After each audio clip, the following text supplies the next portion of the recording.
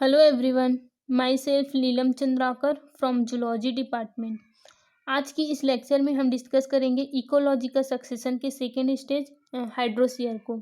इससे पहले वाली वीडियो में हमने जीरोसीयर को देखा था। ठीक है, तो सबसे पहले देखते हैं कि हाइड्रोसीयर क्या है। तो हाइड्रो मतलब होता है वाटर। तो ये सक्सेशन जो है वो वाटर में मतलब कि पॉन्ड, लेक या फिर सी के तट पर मिलता है। तो ऐसा सक्सेशन जो वाटर बॉडी या फिर एक्वेटिक इन्वायरमेंट में ओरिजिनेट होती है उसे हाइड्रोसीयर या फिर हाइड्रेस सक्सेशन कहते हैं। यहाँ पे पॉन्ड का एग्जांपल लिया गया है। तो इसके जो स्टार्टिंग फेज है मतलब कि जो स्टार्ट होती है, जहाँ से लाइफ बनना स्टार्ट होती है, उसे कहा जाता है पायनियर कम्युनिटी। और जो कम्युनिटी लास्ट में बनती है उसे क्लाइमेक्स कम्युनिटी कहते हैं, जहाँ पे पॉन्ड जो है वो फॉरेस्ट या फिर ग्रासलैंड का फॉर्मेशन करता है।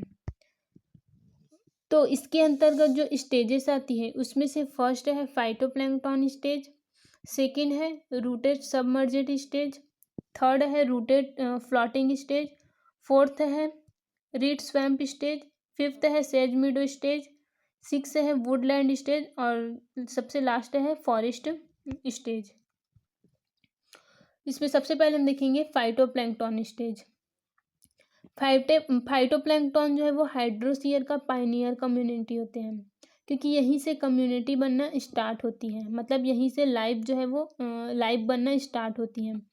तो न्यू पॉन्ड बनने की शुरुआत में वाटर में पोषक तत्वों की कमी होने के कारण उसमें कोई भी ऑर्गेनिज्म नहीं पाया जाता है। तो यहाँ सबसे पहले कुछ फाइटोप्लैंक्टन जैसे कि blue green algae algae green algae या फिर डाइटम जो है वो आने लगते हैं इसमें, जो तालाब की सरफेस पर पूरी तरह से फैल जाता है। ये जो फाइटोप्लैंक्टन्स है वो फोटोसिंथेसिस द्वारा अपना फूड बनाते हैं। ठीक है, अब फाइटोप्लैंक्टन्स आने के बाद जो तालाब की सरफेस है वहाँ पे कुछ कुछ जू प्लैंक्टन्स भी उत्पन्न होने लगता है। और जब ये प्लैंक्टन्स मर जाते हैं तो ये जो डेड ऑर्गेनिज्म है वो पॉन्ड के बॉटम पर बैठ जाता है, जिसके कारण पॉन्ड के बॉटम पर सॉइल में ऑर्गेनिक सब्सटेंस की संख्या जो है वो बढ़ने लगती है। उसके बाद सेकेंड स्टेज है रूटेड सबमर्जेड स्टेज। अब जो डेड प्लैंक्टन्स है उसका डिकम्पोजिशन होता है, मतलब कि जब फाइटोप्लैंक्टन्स और जू प्लैंक्टन्स मरते हैं तब उसको बैक्टीरिया या फिर फंगस के द्वारा डिकम्पोज किया जाता है, जिससे सॉइल में न्यूट्रिएंट्स जो है वो आने लगती हैं, जिसके कारण जो तालाब के तल है उसमें कुछ कुछ एक्वेटिक प्लांट्स जैसे कि हाइड्रिला, बैलिस्नेरिया, यूट्रिकुलेरिया, कारा जैसे प्लांट उगने लगते हैं। अब प्लैंक्टन्स और जो एक्वेटिक प्लांट्स हैं उसके मरने से जो पॉन्ड की जो बॉटम है उसमें ऑर्गेनिक सब्सटेंस जो है वो बढ़ता जाता है, जिससे जो तालाब का तल है वो धीरे धीरे उथला होने लगता है। उसके बाद थर्ड है रूटेड फ्लोटिंग स्टेज। तो जब तालाब में लगभग 4 से 8 फीट तक ही पानी रहता है तब कुछ ऐसे प्लांट उग जाते हैं जिसकी जो रूट है वो कीचड़ में धंसी रहती है और उसका शेष पार्ट जो है वो वाटर में तैरता रहता है। रूटेड फ्लोटिंग प्लांट्स का एग्जांपल है जैसे कि निलम्बियम, निम्फिया, ट्रापा। कुछ दिनों बाद एजोला, लेमना, वॉल्फिया, पिस्टिया जैसे फ्री फ्लोटिंग प्लांट भी तालाब में उगने लगते हैं। उसके बाद फोर्थ है रीड स्वैम्प स्टेज। तो इस स्टेज में पॉन्ड में वाटर बहुत कम हो जाती है, लगभग इसमें 1 से 3 फीट ही वाटर रहती है। साथ ही तालाब के पानी के इवेपोरेट होने से और साथ ही रेत, मिट्टी और डेड ऑर्गेनिक मैटर जो है वो लगातार इसमें जमा होते रहने से जो तालाब का तल है वो उथला हो जाता है, जिससे इसमें रीड स्वैम प्लांट जैसे कि टाइफा, सेजिटेरिया, पॉलीगोनम जैसे प्लांट जो है वो इसमें उगने लगते हैं। ठीक है, सरफेस पर तैरने वाले और जो दलदल में धंसे हुए प्लांट हैं वो धीरे धीरे नष्ट होने लगते हैं।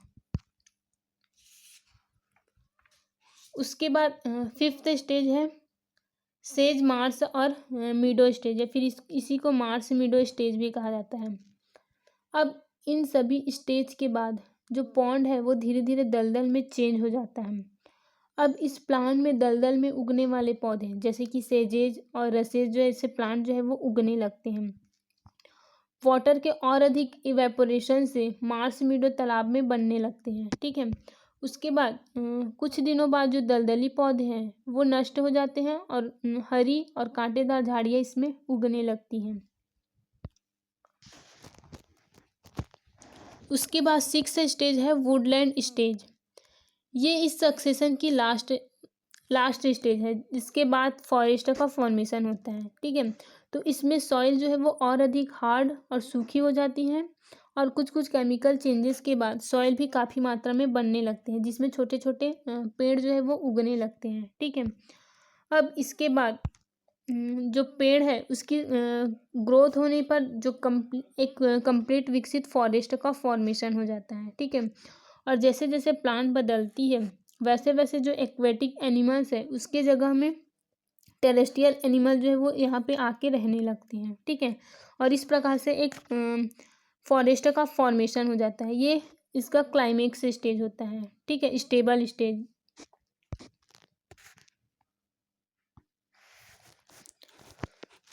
तो ये है पॉन्ड सक्सेशन, जिसमें से फर्स्ट स्टेज मतलब जहाँ से सक्सेशन स्टार्ट होती है उसे कहा जाता है पायनियर कम्युनिटी, और जहाँ पे ये ख़त्म होती है स्टेबल कम्युनिटी उसे कहते हैं क्लाइमेक्स कम्युनिटी या फिर फॉरेस्ट कम्युनिटी। ठीक है, तो इस सक्सेशन में पॉन्ड से धीरे धीरे करके कई सालों बाद फॉरेस्ट का फॉर्मेशन होता है, फॉरेस्ट या फिर ग्रासलैंड का। तो वे सक्सेशन जो एक्वेटिक कम्युनिटी से स्टार्ट होती है उसे कहा जाता है हाइड्रोसियर। इसमें फर्स्ट स्टेज है फाइटोप्लैंक्टन स्टेज। ठीक है, जिसे पायनियर कम्युनिटी भी कहा जाता है। यहाँ से पॉन्ड में लाइफ बनना जो है वो स्टार्ट होती है। तो जब कोई न्यू पॉन्ड बनती है तो वहाँ कुछ कुछ न्यूट्रिएंट्स की कमी की वजह से वहाँ कोई लाइफ नहीं होती है। ठीक है, फिर यहाँ सबसे पहले फाइटोप्लैंक्टन जैसे कि green algae, blue green algae, diatom जैसे प्लैंक्टन जो है वो यहाँ पे आने लगते हैं, जो पॉन्ड की पूरी सरफेस पे पूरी तरह से फैल जाता है।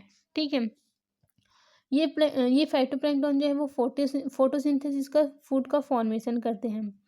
उसके बाद पॉन्ड में जू प्लैंक्टन्स भी आने लगते हैं, और जब ये प्लैंक्टन्स मर जाते हैं तो ये पॉन्ड के जो बॉटम होता है यहाँ पे वो बॉटम में बैठ जाता है, जिससे पॉन्ड के जो बॉटम है उसमें ऑर्गेनिक सब्सटेंस की संख्या बढ़ जाती है। ठीक है, उसके बाद सेकेंड स्टेज है रूटेड सबमर्जेड स्टेज। अब डेड प्लैंक्टन्स के डिकम्पोजिशन से सॉइल में न्यूट्रिएंट्स जो है वो आने लगते हैं, जिसके कारण सॉइल में कुछ कुछ एक्वेटिक प्लांट जैसे कि हाइड्रिला, वैलिस्नेरिया, यूट्रिकुलेरिया जैसे प्लांट उगने लगते हैं, और इन एक्वेटिक प्लांट्स के मरने से पॉन्ड में जो ऑर्गेनिक सब्सटेंस है वो उसकी संख्या बढ़ने लगती है। ठीक है, जिससे जो तालाब का तल है वो धीरे धीरे उथला होता जाता है। ठीक है, फिर थर्ड स्टेज है रूटेड फ्लोटिंग स्टेज। अब जब पॉन्ड में लगभग 4 से 8 फीट तक ही पानी रहता है तब इसमें ऐसे प्लांट उगते हैं जिसकी जो रूट होती है वो नीचे ज़मीन कीचड़ में धंसी रहती है और उसका शेष पार्ट वाटर में तैरता रहता है। ठीक है, जैसे कि फॉर एग्जांपल के लिए नीलम्बियम, निम्फिया, ट्रापा। उसके बाद का स्टेज है रीड स्वैम्प स्टेज। ठीक है, इस स्टेज में पॉन्ड में वाटर बहुत कम हो जाती है, लगभग इसमें 1 से 3 फीट तक ही वाटर रहती है, और साथ ही रेत, मिट्टी और डेड ऑर्गेनिक मैटर जो है वो लगातार इसमें जमा होते रहते हैं, जिससे पॉन्ड का तल और अधिक उथला होने लगता है। ठीक है, जिसके कारण इसमें रीड स्वैम्प प्लांट जैसे कि टाइफा, सैजिटेरिया, पॉलीगोनम उगने लगते हैं। ठीक है, उसके बाद फिफ्थ स्टेज है मार्स मीडो स्टेज। अब इन सभी स्टेज के बाद पॉन्ड जो है वो धीरे धीरे दलदल में चेंज होने लगती हैं।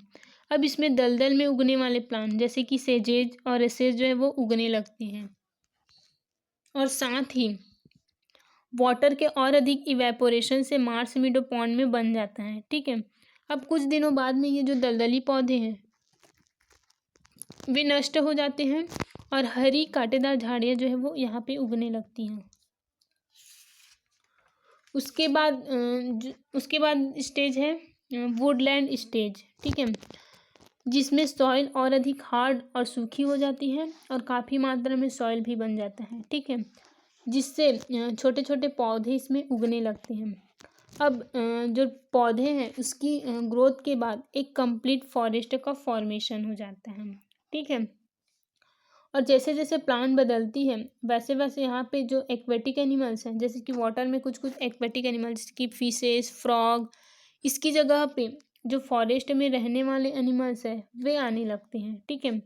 और इस प्रकार से एक पॉन्ड जो है वो फॉरेस्ट में चेंज हो जाता है, इसे कहा जाता है हाइड्रोस्फीयर, ठीक है। तो ये स्टेबल कम्युनिटी होती है, जिसे क्लाइमेक्स कम्युनिटी भी कहा जाता है, जहाँ पे ये ख़त्म होती है, ठीक है।